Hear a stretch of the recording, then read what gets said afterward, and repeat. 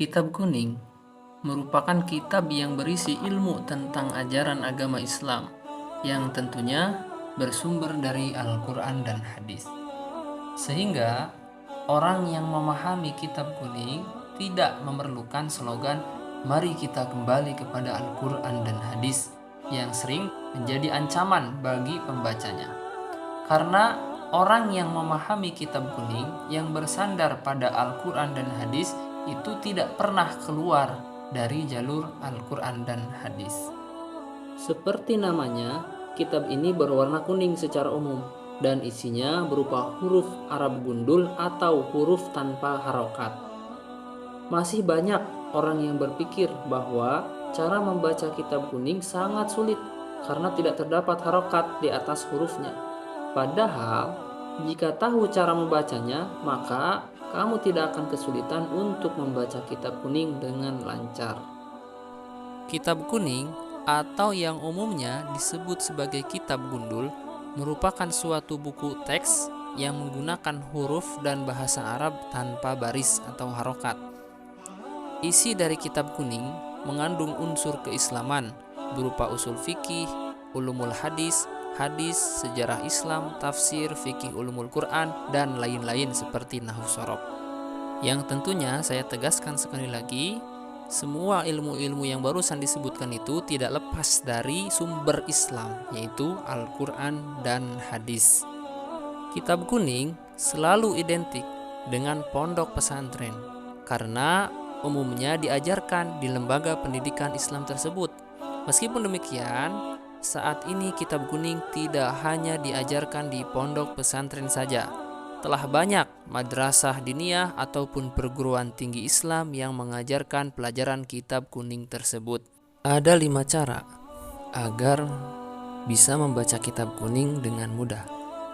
1. Menguasai ilmu nahwu. 2. Menguasai ilmu sorof. 3.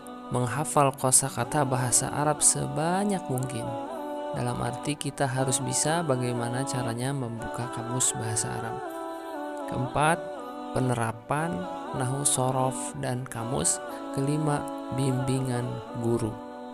Baik, saya akan menjelaskan satu-satu antara 5 cara bisa membaca kitab kuning. 1. Menguasai ilmu nahwu.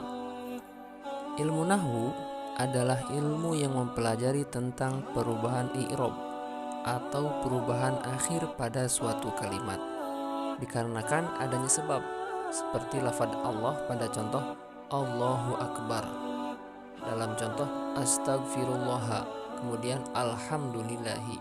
Lafaz Allah itu bisa dibaca Allahu, Allaha, Allahi. Kenapa? Karena adanya sebab faktor, yang mana perubahan akhir kalimat tersebut dikarenakan beberapa faktor yang menyebabkan perubahan harokat tersebut yang dikupas tuntas dalam ilmu nahwu atau gramatika bahasa Arab. Juga ilmu nahwu itu mempelajari posisi atau susunan dari suatu kalimat yang terdapat dalam sebuah kalam bahasa Arab yang biasa disebut tarkib oleh para santri. Ilmu ini juga membahas tentang konsekuensi atau dampak makna yang timbul dari letak kalimat tersebut. Dan yang paling penting dalam ilmu ini adalah bab i'rab yang notabene-nya sebagai jantung dari ilmu nahwu. Perlu dipahami, dalam ilmu nahwu itu ada kalimat, ada kalam. Kalau dalam bahasa Indonesia ada kata, ada kalimah, beda. Kata itu dalam bahasa Arab seperti kalimat. Kalimat dalam bahasa Indonesia itu seperti kalam dalam bahasa Arab. Kemudian yang kedua, menguasai ilmu sorof. Ilmu sorof adalah ilmu yang mempelajari tentang pergantian dari bentuk suatu kalimat kepada kalimat yang lain dengan mengikuti pola yang ada atau biasa disebut wazan. Jadi dalam bahasa Arab itu mempunyai pola-pola tersendiri. Fa'ala yaf'ulu fa'lan dalam tasrif contohnya. Dalam ilmu sorof, pokok pembahasannya bertumpu pada bentuk kata dan tidak berkaitan dengan kalimat penyusunannya. Atau sederhananya, sorof itu adalah bongkar pasang kalimat. Kalau ilmu nahwu itu nanti meletakkan posisi kalimat ini dan lain sebagainya, susunan-susunannya. Sedangkan sorof itu murni dari bangunan kalimat tersebut. Yang ketiga, menghafal kosakata bahasa Arab sebanyak mungkin atau membaca kamus, mempelajari kamus. Bagaimana caranya membuka kamus? Hal paling penting yang perlu dilakukan agar dapat membaca kitab kuning adalah menghafal kosakata bahasa Arab sebanyak mungkin, terutama kosakata yang sering muncul. Meskipun kamu telah mempelajari ilmu sorof dan ilmu nahwu, hal ini belum cukup jika tidak menguasai kosakata. Semakin banyak kosakata yang kamu hafal, maka semakin banyak pula huruf di dalam kitab kuning yang dapat kamu baca. Kemudian yang keempat, penerapan. Ilmu nahwu, sorof, dan kamus yang telah dipelajari harus kita terapkan dan latih kemampuan kita agar semakin terbiasa membaca kitab. Karena ada pepatah mengatakan bisa karena terbiasa. Dan ilmu tanpa amal bagaikan pohon tak berbuah. Dan ilmu tanpa amal bagaikan pohon tak berbuah. Atau dalam pepatah bahasa Arab dikatakan al-ilmu bila amal karrojul bila dzakar. Maka latihlah dengan kitab-kitab dasar terlebih dahulu. Terapkan semua yang telah kita pelajari, baik dari sisi nahwunya, sorofnya, dan kamusnya dalam suatu lafaz.